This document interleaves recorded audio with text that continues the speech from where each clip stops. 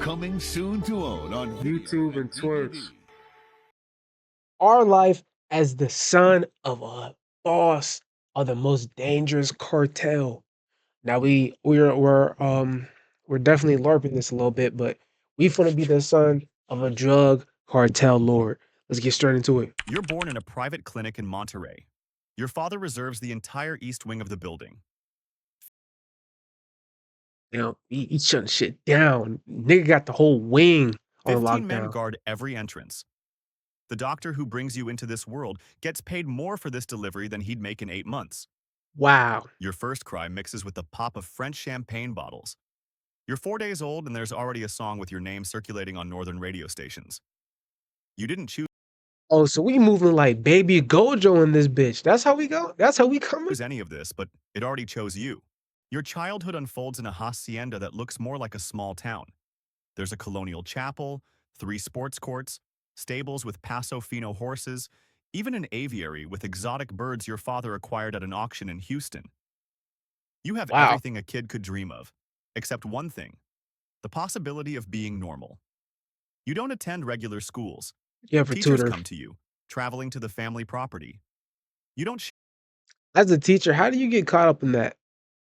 Like, how do you I mean, unless you volunteer, but how do you, like, do they just like walk up to you like, hey, teach my kid something or I cut your fucking neck off? share games with kids your age, you hang out with the children of your father's trusted men.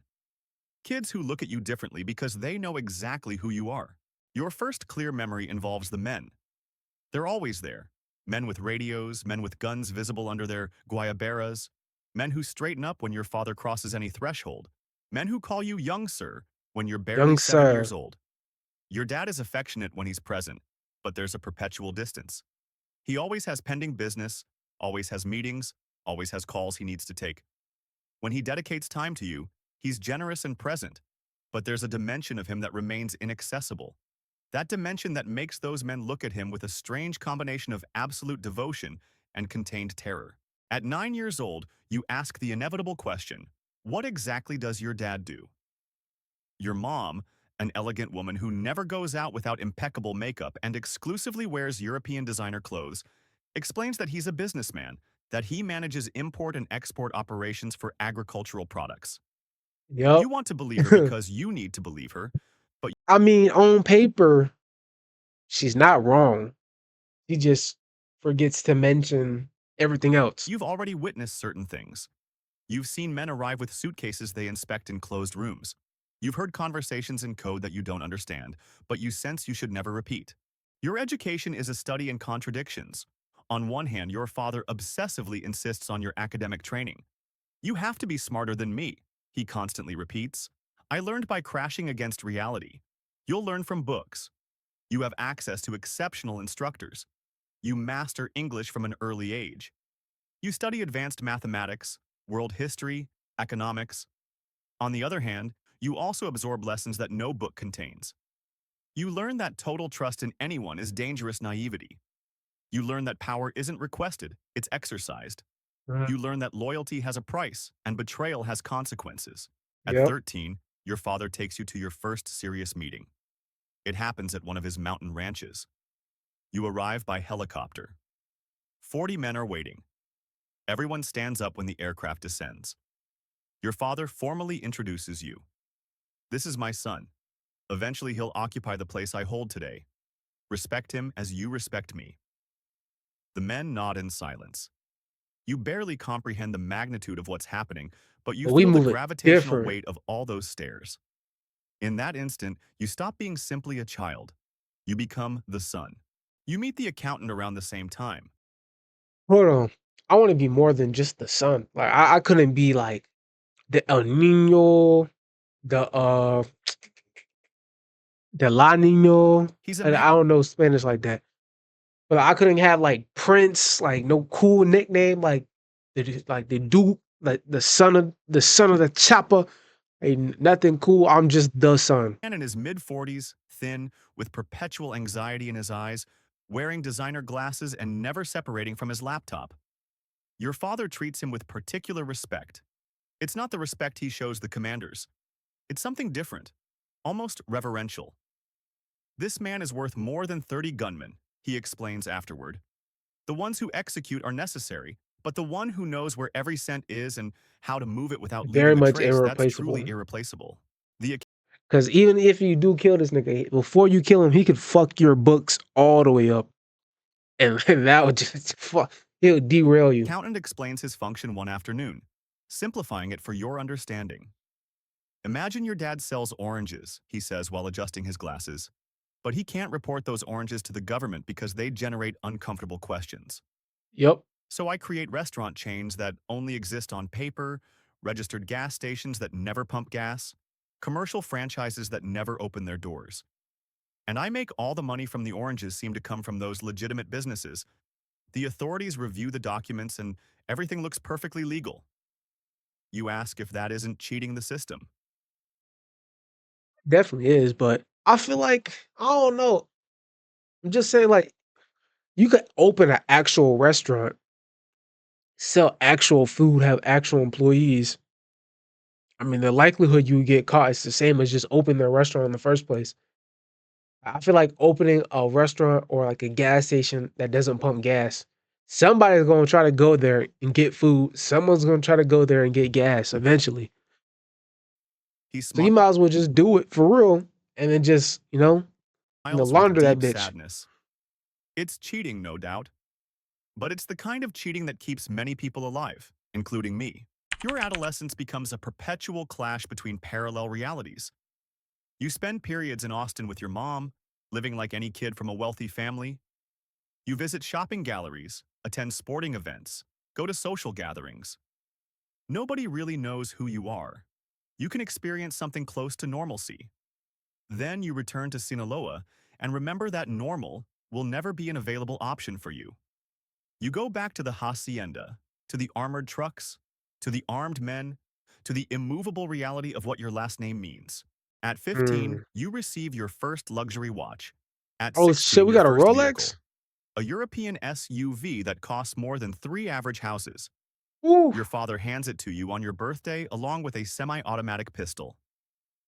The And we got the vehicle is for you to pistol? enjoy, he says, as he hands you the keys. The weapon is for you to survive.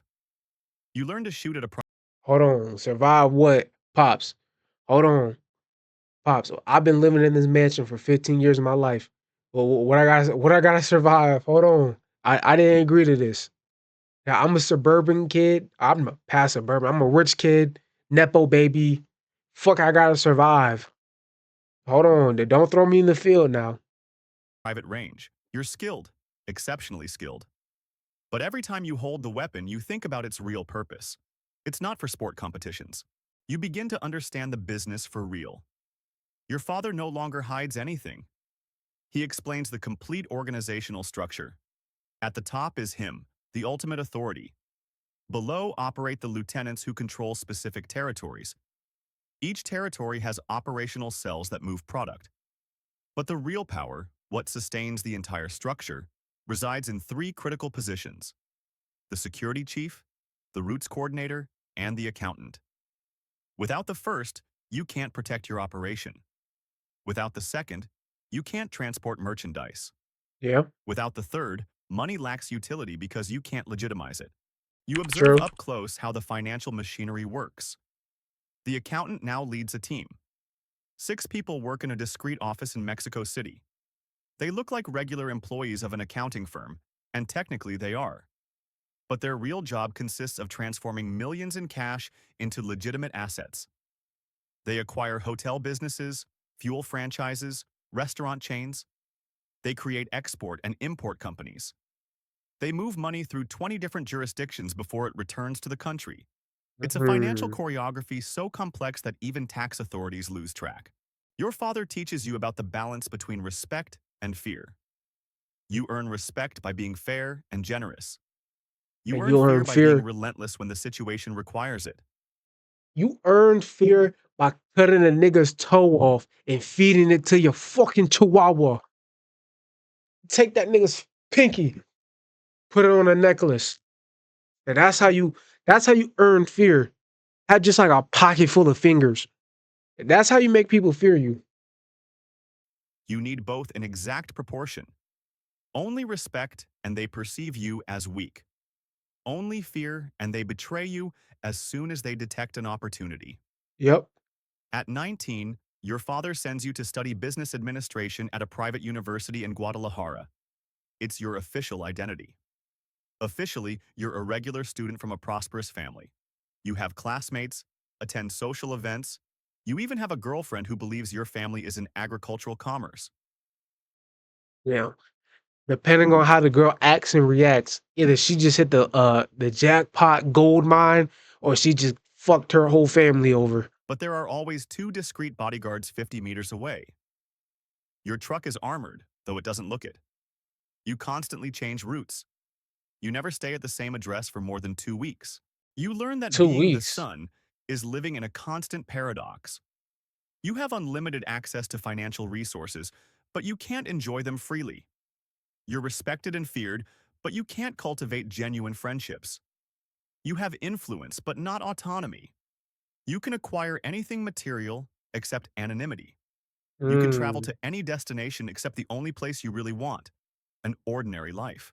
Your father begins to include you in important negotiations. You meet the South American partners, elegant and educated, who discuss tons as if talking about stock market shares. You meet the North American distributors, pragmatic and nervous, who only require their merchandise on time and without complications. You watch the accountant present financial reports in digital presentations, exactly like a legitimate corporate meeting. There are quarterly growth charts, detailed cost analyses, profit projections. The only difference is that the product in question is illegal, and the losses aren't measured in money but in human lives. You start Mm. actively participating in the financial aspect. The accountant instructs you in the fundamentals of money laundering. He explains shell companies, smurfing operations, fictitious loans between offshore corporations. Your father moves product, he tells you, but I transform the money that product generates into something usable. He And launders honestly, that bitch. moving money is significantly more complex than moving merchandise. You 100%. hide That's merchandise in secret compartments. yeah, you can't hide a dollar bill with a number on it. Money has to look completely legitimate to governments that have increasingly sophisticated detection systems. At Yep. 22, you've already witnessed too much. You've been present in meetings where human destinies were decided. You've seen the consequences of betrayals. You haven't executed directly, but your decisions have had lethal repercussions. You start drinking to fall asleep. First beer, then high-end whiskey. Your Mm. father notices immediately. Be careful with that, he warns you. In this business, you can't have exposed vulnerabilities. Oh yeah, you Alcohol can't is be a just weakness others can exploit strategically. you can't be the son of a cartel blacked out drunk somewhere. Niggas gonna be easy kidnaps. The accountant shows you numbers that deeply impact you. The organization generates approximately $2.5 billion annually in gross revenue. Ooh. After deducting production costs, transportation, institutional bribes, and security, about 700 million remain in net profits. Ooh, shit. Of that, 350 million is successfully laundered and converted into legitimate assets. The rest remains as cash, hidden in warehouses, buried on rural properties, waiting its turn to be legitimized. The Mm, problem isn't generating money, the accountant explains while reviewing spreadsheets. it's The laundering problem it. is what to do with it. We have so much cash that it literally deteriorates in some warehouses from humidity. We lose millions from physical decomposition of paper currency. It sounds You couldn't just, spend a couple of dollars to buy a device to make it sure it doesn't do that, or something to at least hold it so it won't do that. absurd, but it's completely real. That's why we need to constantly launder. Cash that can't be used is dead money. Your life is completely surreal. You're 24. Officially, you're a young businessman in the real estate sector. You have corporate offices, formal employees, legitimate projects that build real buildings. But the reality is that those businesses are simply components of the laundering system the accountant meticulously designed. You build residential developments using capital of illicit origin. You sell them to legitimate buyers at market prices. The money you receive is already completely clean. It's a perfect cycle. But Mm, behind the professional facade is your true existence. Clandestine meetings, decisions that impact thousands of lives, delicate alliances with other organizations, silent conflicts over territories. You're like the CEO of a multinational corporation, except your corporation traffics prohibited substances and your competitors don't sue you legally. They They simply shoot you. eliminate you. You Yep. start questioning everything. Late at night, alone in your luxury apartment in Santa Fe, you wonder who you'd be if you'd been born into another family. Broke nigga. I'm just playing. If your father were an architect, university professor, ordinary merchant, you wonder if you'd have any option to leave, even if you really wanted to. The answer is obvious. No. You were born into this, and you'll die in this. Your last name is simultaneously your Can't identity, stop yawning. I'm your sorry. power, and your perpetual prison. The accountant shares your existential despair. One night, after too many glasses of cognac, he confesses, "You know what's most painful? That I'm genuinely brilliant. I could have been Mm. CFO of a multinational corporation. I could have taught at the world's best You could have been doing something more productive versus being forced to do the bookings of somebody like you, your universities. father. Instead, I use my talent to help introduce illegal substances into the neighboring country. And I can't even quit because I know too much. I'm Yep. trapped." You watch your father age prematurely. He's 53 but looks 65. Chronic Oof. stress, constant paranoia, permanent threats. He's survived 5 assassination attempts. He's seen 5? almost God all his damn. childhood friends die. He's still extremely powerful, but the cost of power is etched in the deep wrinkles of his face and in the way he inspects every space before entering. You realize this is your inevitable future. Maybe you'll have Mhm. 10, 15, 20 more years of influence and power. Then, if you have extraordinary luck, you retire before they eliminate you. If you don't have luck, you Insane. end up executed or in a maximum security prison in another country. There are no happy endings in this business. There are only less terrible endings. And The the less least terrible terrible. ending is living long enough to see your own son eventually enter the business, perpetuating the endless cycle. You're the boss's son. You were born in a palace that's simultaneously a prison. You have absolutely everything except genuine freedom. You're feared and respected, but never truly known. You constantly live surrounded by people, but completely alone in essence. And every day you survive is simply another day in a sentence that began exactly the day you were born and will inevitably end the day you die. This is your immovable truth. You're heir to an empire built on human suffering. You're prisoner of a last name worth millions, but that costs absolutely everything. And the darkest part is that you don't even know for certain if you want to escape anymore, because this is literally all you know. Nah, he's spitting though. But I feel like he forgot to add the fact that like other cartels will technically be actively gunning for your head as well. Like there will be kidnap attempts. You know, you wouldn't just be paranoia; it would be actual attempts for people to kill you. So that is the factor in. But besides that, let me know how y'all feel about our life as a son of a boss of a cartel. That being said, I'll see y'all later though. Why you standing on by yourself? Those shoes are made for dancing with someone else. Why don't we move over to that empty space? I'll bet you $20, I'll put a smile on your face. I know a place where we can dance the night away. Maybe we could try to make the world's best slower. We could take our time.